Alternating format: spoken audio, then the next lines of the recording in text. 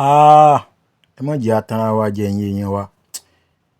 Èèyàn ò lè máa sọ ọ̀rọ̀ tí Imam Ògbómọ̀ṣọ́ Dr. Yunus Toliat Ayélára tí wọ́n sọ nínú fídíò tí mo fẹ́ play fún yín kí kọ́mọ́ lọ́tà tó pọ̀ àbí kírú àwọn tí ń bá wọn ṣọ̀tá kí wọ́n bá wọn ṣọ̀tá torí pé ọ̀rọ̀ ń lé pọ̀ ọ̀rọ̀ tí wọ́n sọ ilé pọ̀ ó le gan nírú ààyè tí wọ́n ti sọ yìí tó bá jẹ́ ẹlòmíín ni ẹ̀rú ọmọ ọba yóò dọ́bọ̀ ọ̀rọ̀ náà mọ́lẹ̀ ẹ wá nǹkan ìdílé wa gbọ́rọ̀ náà.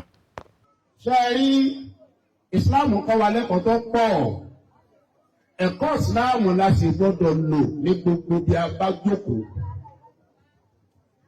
ẹ̀rí lórí ìjókòó yìí yìgì méjì là ń so. méjì ni bàbá. níbi mo jókòó yìí ni mo wá ń gbọ́ pé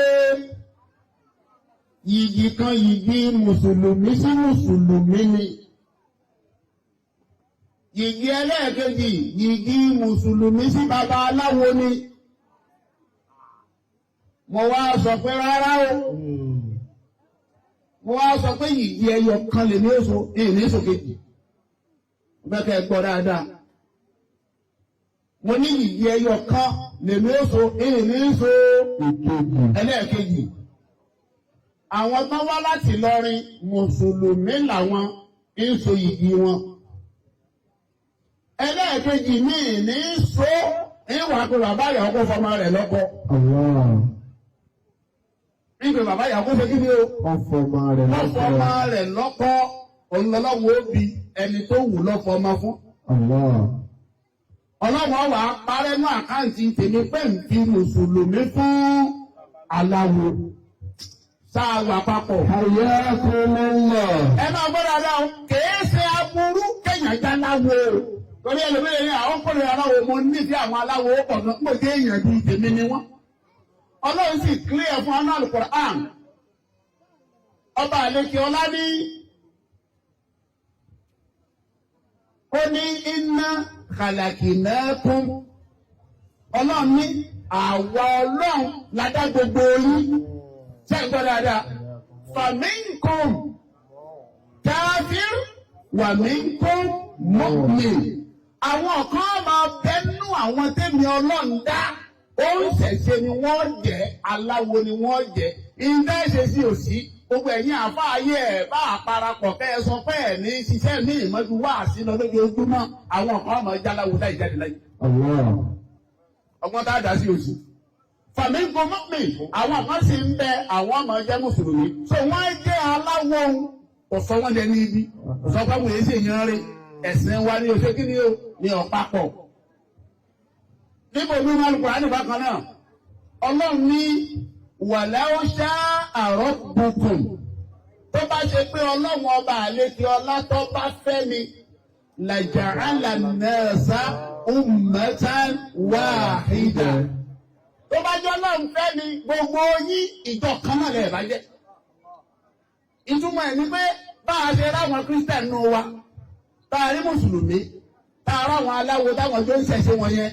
Ọlọ́run lé ní Ọlọ́run mo fẹ́ bẹ́ẹ̀ wala yazaluna mukhtalifin bẹ́ẹ̀ ti máa bá lọ́nu gbogbo yìí ò ní jẹ́ mùsùlùmí gbogbo yìí ò ní jẹ́ kírísítẹ́nì gbogbo yìí ò ní jó ń ṣẹ̀ṣẹ̀ á máa ró ń ṣẹ̀ṣẹ̀ á máa rí mùsùlùmí á máa rí kírísítẹ́nì bá ti máa bá lọ́nu.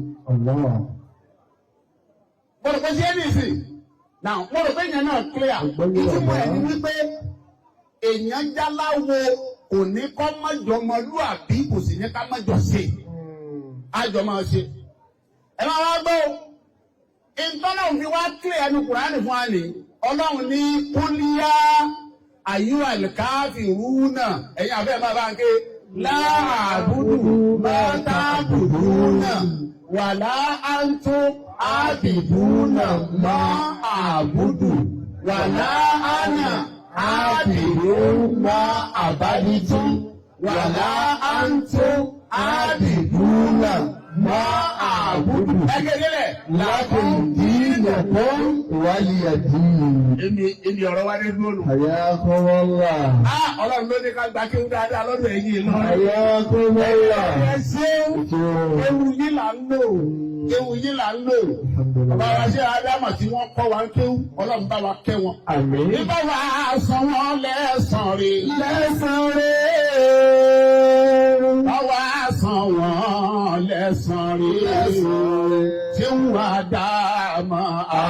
fà wá bá wa sanwó lẹ́san rẹ̀. ẹ dákun irú ń tó ṣẹlẹ̀ irú ìṣesí tí Ìmáàmù Ògbómọ̀ṣọ́ ṣe yìí irú òdodo tí wọ́n sọ ń bí báyìí ẹ dákun ẹ bá ní mú jáde ńlẹ̀ Yorùbá ìmáàmù mọ́sálásí ìlú tàbí àáfàá kan tó lè ṣe tí wọ́n ṣe ní gbangba wálé àmbẹ̀hùn ìmáàmù ìlú wo ló lè dán tí wọ́n dánwò tó jẹ́ ìmáàmù mọ́sálásí ìlú tí ò ní máa bẹ̀rù pé àwọn kan bù àwọn kan ó ṣe gbá ẹ̀yin yẹn wá bọ́rọ̀ náà ṣe jẹ́nu o kọ́nà ọba kọ́ mọ bá wa sọ wá bá Ìmáàmù Ògbómọ̀ṣọ́ o kọ́ mọ̀ jẹ́ kí ọ̀tá ọ̀rẹ́ rìn wọn o